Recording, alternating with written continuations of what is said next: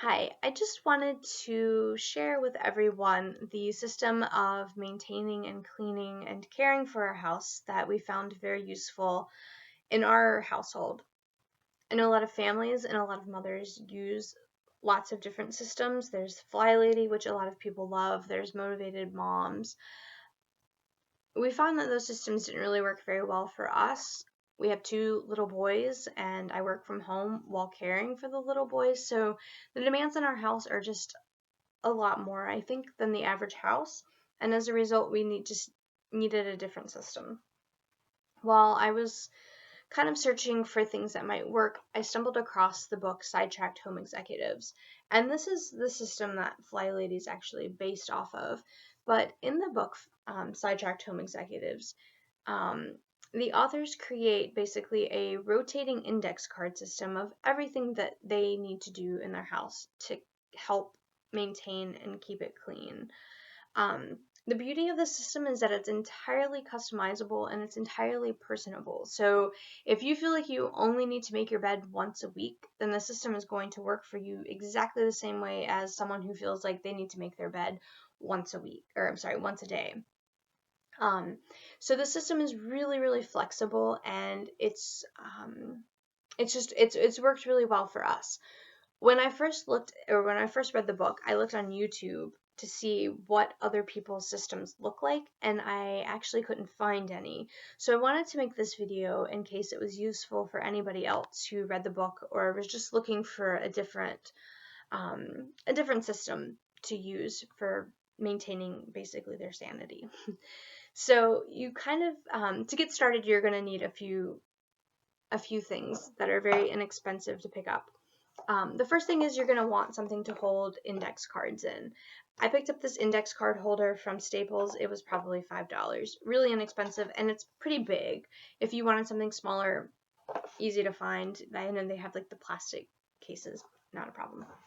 The other thing that you're going to want is you're going to want a set of numbered tabbed dividers. 1 through 31. Basically, these are going to be for every day in the month.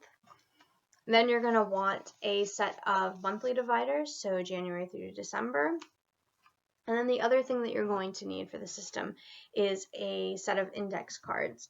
I have two sets here. I've got a set of white index cards and then a set of colored index cards. So once you have all your supplies, the first thing that you're going to want to do is you're going to want to think about your week. What does your week look like? What obligations do you have in your home, outside of your home? Are you able to spend most of your time cleaning for the week on Monday, or can you divide it up during the week? Are you out of the house on Saturdays? What does your average schedule look like, and when can you feasibly get things done? So here's my first weekly plan. So this is the one I made right after reading the book. And so every day I kind of have a list here of how much time I think I can feasibly spend on keeping up the system. So for instance, on Monday, my husband is home and helping watch our two boys, so we have a little bit more time to spend cleaning. So on Monday, it's a moderate cleaning day. I can spend 2 to 4 hours easily cleaning the house, and it's not an issue. On Wednesday, it's a laundry day. So that's a day that I know our laundry's piled up at that point. We're going to spend most of our day doing laundry. So again, you're just going to want to write down a plan on what your week is going to look like and when you're going to get these things done. And this is really, really vital to making the rest of the system work. So take a few minutes and make this list because you will refer back to it more than you think. The second thing that you're going to want to do once you get your basic week plan is you're going to want to either find or write out a list of all of the things that you want to do on any consistent basis. This can be anything from things that you want to do every single day, up to things that you might want to do even once a year. When I created mine, I looked at the whole year. So for instance, if I want to make everybody batches of cookies for Christmas, then I'm going to make it a yearly thing that starting in October, I start freezing cookie dough, or I start putting meals aside for the holidays, or whatever. I mean, really, the system is so flexible. If you just want to think about, how you're going to keep up with people's birthdays, the system is still going to work for you. If you, it's kind of really as anal retentive as you want it to be. So there are lists available online. If you Google house cleaning list, house cleaning schedule, you'll find a ton of different spreadsheets and results that you can start your list with. You can use the Fly Lady Zone cleaning list as a starting point. I think in the book Sidetracked Home Executives, they have a really great list there as well. You can do kind of a combination of all of those places. Basically, though, you just want a central list that lists everything that you think you're going to want to do consistently.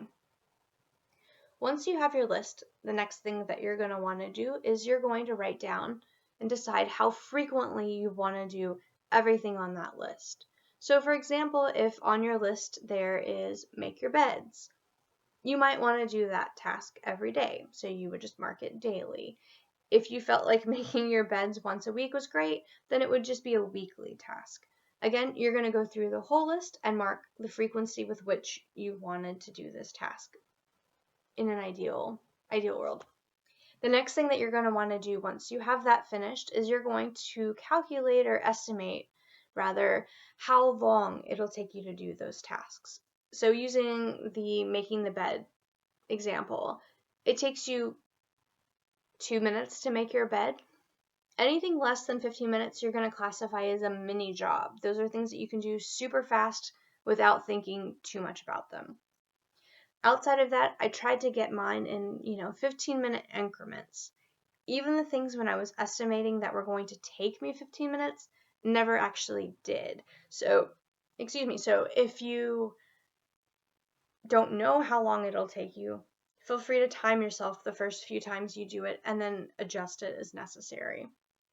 So once you have that done, what you're going to do is you're going to assign a different color index card to every frequency that you have. So for example, since I didn't say that very eloquently, for example, all of my daily tasks are yellow cards. All of my weekly tasks are green cards. All of my monthly tasks are white cards. So you're going to write down one task per card. And then in one corner, you want to just kind of remind you how frequently you're going to do that. And then in the other corner, you're going to write how long it's going to take you to do that each day. So for example, this is an example actually of something that I think is going to take me 15 minutes a day to do, and actually never does take me 15 minutes to do. This is actually a mini job, folding laundry. But again, this is when I first made my cards. So again, vacuuming upstairs. This is a mini job. It doesn't take me even 15 minutes to vacuum. But you're going to want to write one of these for every task that you have. And again, you can make it as detail-oriented, sorting mail. You might not need a card for that, or taking care of your pets. You want to just write one card per task that you want to get done every day. So eventually what you're going to end up with is a huge stack of index cards that is going to make everyone around you think that you're kind of crazy. But this is where the system is beautiful, and we're going to kind of go over how you're going to file all of these and make sense of them in the next video. So stick with me.